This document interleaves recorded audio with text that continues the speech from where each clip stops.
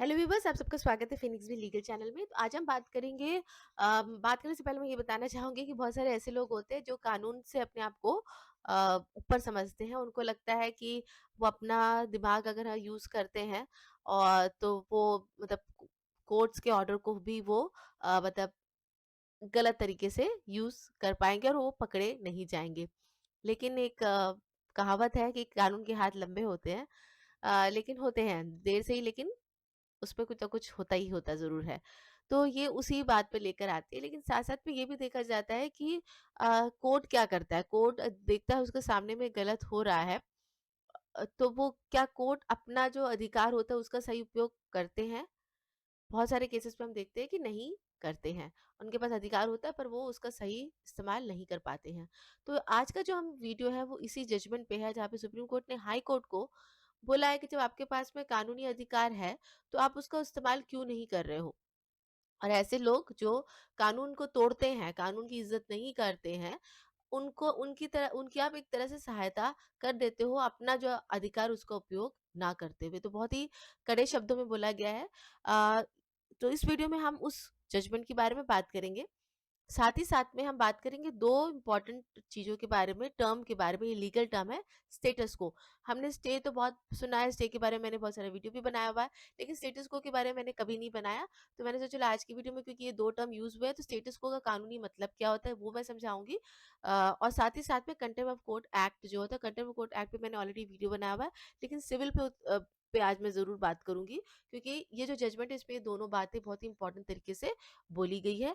और ये हमें आज का वीडियो में हम ये भी देखेंगे कि कैसे आप भी इस जजमेंट का यूज़ कर सकते हो अगर आपके साथ में ऐसी कोई परिस्थिति आ जाती है, जो सिविल केस में अधिकतर होती भी है। तो ये बहुत ज़्यादा यूज़फुल जजमेंट होने वाला है। तो चलिए वीडियो को स्टार्ट करते हैं। तो सबसे पहले मैं फैक्ट ऑफ द केस पे आ जाती हूँ, ताकि समझ में आ जाए कि किस स्थिति पे ये बात बोली गई है।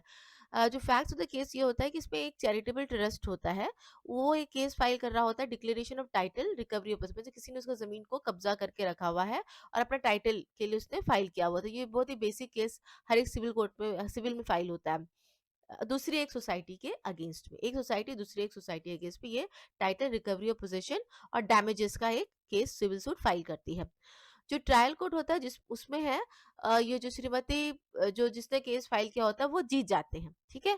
और वो जीत जाने के बाद वो अपना जो डिक्री का एग्जीक्यूशन का जो होता है, निष्पादन का जो प्रोसीडिंग्स जो होता है वो स्टार्ट कर देते हैं। इतने में जो दूसरी पार्टी होती है, जो डिफेंडेंट जो हारी गई होती है, वो एक अपील फाइल कर देती है और साथ ही साथ में एक एप्लीकेशन कोर्ट में फाइल करती है कि हम हमारे कब्जे में जो जमीन है उसको हम उसको हम किराया में दे सके, है ना, जो हाई कोर्ट रिजेक्ट कर देती है। इतने में जो प्लेंटिफ जो होता है वो कोर्ट में आके बोलता है कि इसने तो पूरा जो इस बीच में ऑब्वियसली एक स्टेटस को चल रहा होता है हाई कोर्ट में, उसमें वो आके बताता है कि प्लेंटिफ की इसने जो स्टेटस को का जो ऑर्डर है इसको नहीं माना है, और जो जो प्रमाइसेस को जो है उसको वो किराया पे दे रहा है और वो पैसा भी कमा रहा है। इस पर एक कंटेम्प्ट का एप्लीकेशन भी वो फाइल कर देता है। तो हाई कोर्ट क्या करता है इसमें, कि मानता है कि हाँ, वो स्टे ऑर्डर को तो उसने जो था उसको वायलेट किया है, उसको तो नहीं माना है, और जो स्टे ऑर्डर जो रहता है उसको वेकेट कर देता है। इस पर जो पार्टी होती है, जो प्लेंटिफ जो होती है, वो सुप्रीम कोर्ट पे आ जाती है कि एक तो आपने उसने वायलेट किया, ऊपर से आप वो जो स्टे ऑर्डर है उसको भी आप वेकेट कर रहे हो, जबकि अभी तक एग्जीक्यूशन की जो प्रोसीडिंग है वो अभी तक पेंडिंग है। तो इस बात पे वो सुप्रीम कोर्ट आता है। अब यहाँ पे 2 शब्द आ गए हैं ना, जो मैंने अपने शुरुआती वीडियो की इंट्रोडक्शन में। तो चलिए जानते हैं कि स्टेटस को क्या होता है। देखिए, स्टे स्टे के बारे में तो मैंने बहुत बार बताया है कि स्टे ऑर्डर क्या होता है, इंजंक्शंस क्या होते हैं। लेकिन जो स्टेटस को जो होता है वो स्टे ऑर्डर से थोड़ा-सा डिफरेंस होता है, लेकिन हाँ, दोनों का जो डिफरेंस है वो काफ़ी इम्पोर्टेंट डिफरेंस हो जाता है। सिविल केसेस में स्टे ऑर्डर भी मिलते हैं और स्टेटस को भी मिलते हैं। सबसे पहले मैं स्टे बता देती हूँ। स्टे ऑर्डर जो होता है वो 2 पार्टियों के बीच में होता है। एक पार्टी स्टे लेती है दूसरे पार्टी के अगेंस्ट में। और ये जो स्टे होता है बेसिकली या तो कुछ चीज़ रोकने के लिए होता है या फिर कुछ चीज़ बनाने के लिए होता है ना? दूसरी पार्टी से। रोकने का मतलब वो ज़मीन को बिक्री ना करे, या फिर ज़मीन पे कोई फेंसिंग ना करे, या ज़मीन पे कुछ बनाए नहीं, ऐसा कुछ चीज़ हो सकता है, ठीक है? या कोई सेल का रजिस्ट्रेशन ना करे। बनाने की अगर हम बात करें तो मैं कोर्ट से परमिशन ले रही हूँ स्टे एप्लीकेशन डाल के कि मुझे मतलब घर रिपेयर करना है या फिर मेरे ज़मीन से पानी जा रहा है, नाला जा रहा है, तो मैं जब तक केस नहीं चल रहा है मैं कुछ उस पे खड़ा कर दूँ, दीवार खड़ा कर दूँ ताकि पानी मेरे घर पे नहीं आए। तो ऐसे परमिशन लेना भी स्टे के अंतर्गत में आ जाता है। और ये यूजुअली जो स्टे और स्टेटस को के बीच का जो मेन डिफरेंस रहता है वो एक पार्टी लेती है दूसरे पार्टी के अगेंस्ट में, ठीक है? ये मूलभूत डिफरेंस रहता है। लेकिन अब आते हैं स्टेटस को। स्टेटस को क्या होता है? जैसे नाम ही बता रहा है स्टेटस क्वा, ये एक लैटिन वर्ड है और हिंदी में अगर मैं बोलूँ तो इसका मतलब होता है यथास्थिति, है ना? एग्जिस्टिंग स्टेट और कंडीशन अगर इंग्लिश में बोले और हिंदी में बोले तो यथास्थिति। और स्टेटस को का जो सबसे इंपॉर्टेंट इंग्रेडिएंट रहता है वो ये होता है कि ये दोनों पार्टी को मानना पड़ता है। स्टे का क्या बोला था मैंने? एक पार्टी को मिलता है और दूसरा पार्टी को उसके हिसाब से कंप्लाई करना पड़ता है। लेकिन स्टेटस को में जो सबसे इंपॉर्टेंट रहता है कि दोनों पार्टी को मानना होता है और यथास्थिति रहती है। यथास्थिति की मतलब है कि यहाँ पे कोई रुकावट नहीं हो रही है। ठीक है? यहाँ पे कोई रुकावट नहीं हो रही है, यहाँ पे सिर्फ ये रहता है कि अभी की जो स्थिति है, आज का जो आपने जो फाइल किया है केस में, अभी उस ज़मीन की जो स्थिति है, आपको वही स्थिति जब तक खत्म नहीं होता है या जो भी टाइम पीरियड दिया गया है, तब तक आपको वैसी ही स्थिति बना के रखनी है। अगर केस ज़मीन जो है फॉर एग्ज़ाम्पल मैं बोल रही हूँ बी के कब्जे में है, तो ज़मीन बी के कब्जे में ही रहना चाहिए। ए उसमें नहीं जाएगा, उस ज़मीन में घुसेगा नहीं।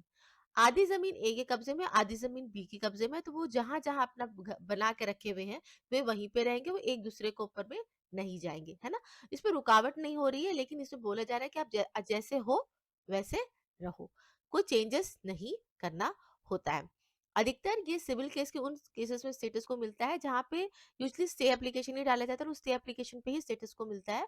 कारण इसका ये होता है कि कोर्ट इसमें अधिकतर जो एप्लीकेशन डाला गया है उससे उतना सेटिस्फाई नहीं होता है। सेटिस्फाई इन द सेंस कि कोर्ट को लगता है कि शायद इसमें डिफेंडेंट का भी कुछ अधिकार है। अ, पर कोर्ट को ये भी लगता है कि हाँ प्लेंटिफ का भी अधिकार है। तो ये जो 50-50% का जब केस जब कोर्ट को फील होता है, उस स्थिति में कोर्ट स्टेटस को देता है कि भैया जब तक केस खत्म नहीं होता है आप स्टेटस को रखो। कोई आप जैसा है वैसे ही रहो, उसको चेंजेस कोई नहीं करेगा। अगर किराएदार के फॉर एग्जांपल बता रही हूँ, किराएदार के पास में अपना जो रूम है, तो आप ही रहोगे, आप उसको उठा के किसी और को नहीं दे दोगे, ठीक है? और जो मकान मालिक है, आप अपना घर नहीं बिक्री कर दोगे, मतलब आप जैसे हो वैसे, मतलब जब डिक्री हो रही है, तभी यही स्थिति होनी चाहिए। चलिए, ये तो मूलभूत डिफरेंस होता है स्टेटस को और स्टे ऑर्डर का। इस केस में जो हम बात कर रहे हैं अभी, इस केस में स्टेटस को मिला था जब अपील फाइल हुआ था ना, डिक्री के अगेंस्ट में, एग्जीक्यूशन डिक्री के अगेंस्ट में, तब स्टेटस को दे दिया था कोर्ट ने। साथ ही साथ में उसने एक स्टे ऑर्डर का एप्लीकेशन भी डाला था कि वो अपनी जो ज़मीन है, वो जो कब्ज़े में जो है, एक्चुअली किराएदार था वो बोल रहा था कि मैं इसको किसी और को भी दे सकता हूँ। उसका एक एप्लीकेशन उसने फाइल किया था अपीलेट फोरम में और वो एप्लीकेशन भी रिजेक्ट हो गई थी। तो चलिए अब हम आते हैं एक दूसरा को समझने की कोशिश, कंटेम्प्ट ऑफ कोर्ट एक्ट की। कंटेम्प्ट ऑफ कोर्ट एक्ट, यहाँ पे सिविल कंटेम्प्ट की बात करें। देखिए कंटेम्प्ट जो होता है वो दो तरह का होता है, एक सिविल होता है और एक क्रिमिनल होता है। पनिशमेंट दोनों में सेम ही होती है, कोई अलग अलग पनिशमेंट नहीं होती। लेकिन हाँ, क्रिमिनल कंटेम्प्ट में क्रिमिनल केसेस में भी क्रिमिनल कंटेम्प्ट हो सकता है और सिविल केसेस में भी क्रिमिनल कंटेम्प्ट हो सकता है। लेकिन सिविल कंटेम्प्ट जो होता है वो खाली सिविल केसेस में ही हो सकता है, ठीक है? और ये कौन से केसेस में होता है? जहाँ पे जानबूझ के आप कोई भी कोर्ट का जजमेंट, डिक्री या कोर्ट का कोई भी डायरेक्शन या कोर्ट का कोई भी ऑर्डर या कोई रिट, रिट मतलब कोई एक तरह से डायरेक्शन दिया जाता है, उसी को रिट बोला जाता है। और कोई भी कोर्ट का प्रोसेस का आप जानबूझ के उसको नहीं मानते हो और यहाँ पे कोर्ट में कोई आपने अंडरटेकिंग दिया उसको भी आप नहीं कर मानते हो, अनादर करते हो, तो वो कंटेम्प्ट ऑफ कोर्ट के एक्ट में आ जाता है ना? और ये सेक्शन 2B में आता है आपका सिविल का कंटेम्प्ट। तो मैंने आपको दोनों इंपॉर्टेंट चीज बता दिए, समझा भी दिया। अब आते हैं जजमेंट में सुप्रीम कोर्ट ने क्या बोला है हाई कोर्ट को। ये जजमेंट जो है, मैंने जो मेन इंपॉर्टेंट जो पार्ट होता है उसको एज इट इज में डाल देती हूँ, कॉपी पेस्ट कर देती हूँ और मैं एक पढ़ लेती हूँ। In addition to punishing a contemnor for disobeying his order, the court can also ensure that such a contemnor does not continue to enjoy the benefit of his disobedience by merely suffering the punishment meted out to him. In this case, the court noted that the violation of the status quo condition in the stay order stood complete even as per the High Court, and vacating of the stay order did not have the effect of restoring the parties to their original position or deny the contemner the benefit of the disobedience which already stood concluded. Violation of a conditional stay order in the usual course would entail vacating thereof in a properly constituted proceeding. तो हुआ क्या था case case में कि उसने appeal जो file किया तो उसपे तो उसने स्टेटस को हो गया था, लेकिन उसके बाद सॉरी की एप्लीकेशन फाइल किया था कि मेरा जो जो कब्जे में है, जो जिसने केस हारा था उसकी मैं बात कर रही हूँ, मेरे कब्जे में जो मैं उसको इसमें देना चाहता हूँ, किराए पे देना चाहता हूँ। और वो एप्लीकेशन भी रिजेक्ट होके स्टेटस को का उसमें बन गया था। लेकिन वो बंदा तो बहुत ही तेज था। उसने क्या करा कि उस जगह को किराए में ना देके, क्योंकि वो भी एक सोसाइटी था, एज ए डोनेशन वो लेता था, लेकिन उसको वो एग्जीबिशन के लिए देता था उस जगह को। जबकि स्टेटस को था तो उसको वो बिल्कुल मनाही थी कि वो कुछ भी ना करे, उसके कब्जे में तो वो अपने कब्जे में रख, किसी थर्ड पार्टी के हाथ में ना दे। लेकिन नहीं मान के उसने उससे अपना दिमाग लड़ाया और बोला कि मैं किराया तो मैं नहीं डाल देने के लिए, कोर्ट ने मना किया है ना, तो ठीक है मैं इसको एग्जीबिशन में देता हूँ, और किराया ना लेकर के मैं डोनेशन लेता हूँ, तो बात तो मैं पकड़ा नहीं जाऊंगा। लेकिन भैया अब आपने वायलेशन किया, क्योंकि यथास्थिति का आपने वायलेशन कर दिया ना, आपके जगह कोई थर्ड पार्टी आ गई उस जगह जगह पे, तो वायलेशन तो हो गया। तो इसमें सुप्रीम कोर्ट ने बोला हाई कोर्ट को, तो हाई कोर्ट क्या करता है, वो स्टेटस को वेकेट कर देता है। तो हाई कोर्ट बोलता है, सुप्रीम कोर्ट ने हाई कोर्ट को बोला कि उसने कोर्ट का ऑर्डर को नहीं माना, आपका ही हाई कोर्ट का ही ऑर्डर था, आपके हाई कोर्ट के ऑर्डर को नहीं माना। ये कंटेम्प्ट प्रोसीडिंग फाइल हुआ था। कंटेम्प्ट प्रोसीडिंग में हाई कोर्ट ने क्या किया था कि वो स्टे ऑर्डर को वेकेट कर दिया, कि स्टेटस को भी हटा दिया, क्योंकि एग्जीक्यूशन अब होने दो इसके ऊपर में। तो सुप्रीम कोर्ट ने ये बोला कि आपने जो स्टे जो था उसको हटा दिया, है ना। एप्लीकेशन तो कंटेम्प्ट ऑफ प्रोसीडिंग की डाली गई थी कि कोर्ट का ऑर्डर को नहीं माना, पर आपने क्या किया, आपने स्टे ऑर्डर को ही हटा दिया। तो कंटेम्नर को आपने बोला कि ठीक है तुम्हें हम कुछ ये नहीं देते हैं, मतलब जो कंटेम्नर उसको बोला जो कोर्ट का ऑर्डर नहीं मान रहा है उसको हम कुछ बेनिफिट नहीं देते हैं। लेकिन क्या स्टे ऑर्डर हटाकर आपने सही किया, ये दूसरे को उस पैरा में आ जाता है। The fact situation in the present case is such that vacating of stay order in the appeal by the high court in exercise of contempt jurisdiction did not assume either a restitutive or a रेमिडिफाइंग character. तो आपने जो stay order जो vacate करा, इससे क्या वो यथास्थिति वापस बन पाएगी, जो ऑलरेडी हो चुका है, जो कोर्ट का ऑर्डर उसने नहीं माना, डिसोबीडियंस किया है, तो क्या यथास्थिति बन पाएगी, क्या वो चीज ठीक हो पाएगी? उसका आंसर है नहीं। The court further explained that by restoring to such a step while exercising contempt jurisdiction, the High Court was not acting in furtherance of the law. आपके पास तो एप्लीकेशन कंटेम्प्ट का डाला गया था ना कि ये कोर्ट का ऑर्डर को नहीं माना है, पर आपने स्टे ऑर्डर को विकेट करके क्या आपने कानून की सहायता की है? ये बहुत ही इंपॉर्टेंट पैराग्राफ सुप्रीम कोर्ट ने हाई कोर्ट को बोल दिया कि आपने जो काम किया है उससे क्या आपने कानून की सहायता की है?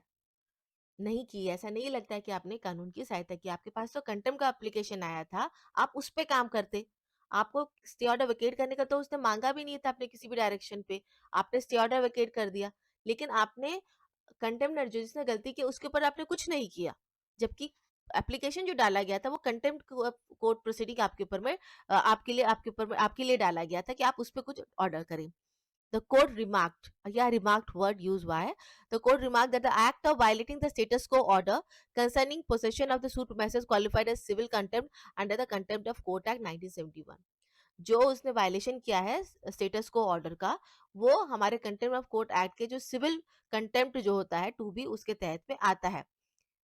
Despite this, the High Court, instead of directing address the contempt, vacated the stay order in the appeal. और उसके तहत में जो 2B of contempt of court act के तहत में उसको पनिशमेंट मिलना चाहिए था, जो भी पनिशमेंट अमाउंट है 6 मंथ्स का 3 मंथ्स का, आपने वो नहीं किया, आपने उसके जगह पे स्टे ऑर्डर को वेकेट कर दिया है और enabling the trust to execute the degree. तो एक तरह से रिमार्क दे दिया हाई कोर्ट की आपके पास जो एप्लीकेशन आया था कंटेम्प्ट का, आप उस पे काम करिए ना, आपने उस पे नहीं काम करके जो चीज का आपके पास एप्लीकेशन नहीं आया था आपने उस पे काम कर दिया और आपने कानून की कोई सहायता नहीं की। और उसके बाद में कोर्ट ने सुप्रीम कोर्ट ने इस एप्लीकेशन को वापस हाई कोर्ट को भेजा और बोला कि भैया अपना काम सही से करिए, ये कंटेम्प्ट ऑफ कोर्ट किया इस बंदे ने, इस पर कंटेम्प्ट ऑफ कोर्ट की जो प्रोसीडिंग है, जो आपके पास में जो अधिकार है वो आप करिए, क्योंकि ये आपके ऑर्डर के को इसने वायलेशन किया था, तो आपके पास में अधिकार होता है उसको पनिशमेंट। देखिए कंटेम्प्ट ऑफ कोर्ट का क्या होता है, जो कोर्ट ऑर्डर देता है ना उसी कोर्ट में आपको कंटेम्प्ट ऑफ कोर्ट का एप्लीकेशन फाइल करना पड़ता है और वही कोर्ट के पास में अधिकार होता है उसका कंटेम्प्ट प्रोसीडिंग्स उस पर कराने। डिस्ट्रिक्ट कोर्ट है, डिस्ट्रिक्ट कोर्ट या पे हाई कोर्ट का स्टेटस को ऑर्डर पे हुआ था, तो हाई कोर्ट के पास में अधिकार है कि वो उसके ऊपर में जो कंटेम्प्ट ऑफ कोर्ट की जो प्रोसीडिंग्स है वो निषेध करे। तो पूरा मामला समझ के ये आता है कि कभी कभी कोर्ट भी चूक कर देते हैं, लेकिन ये हमारा फर्ज होता है कि अगर कुछ गलत हमारे ऊपर में हुआ है, गलत ऑर्डर अगर कोर्ट से भी हुआ है, तो इसीलिए अपील की प्रोविजन होती है और इसीलिए अपील कोर्ट को आप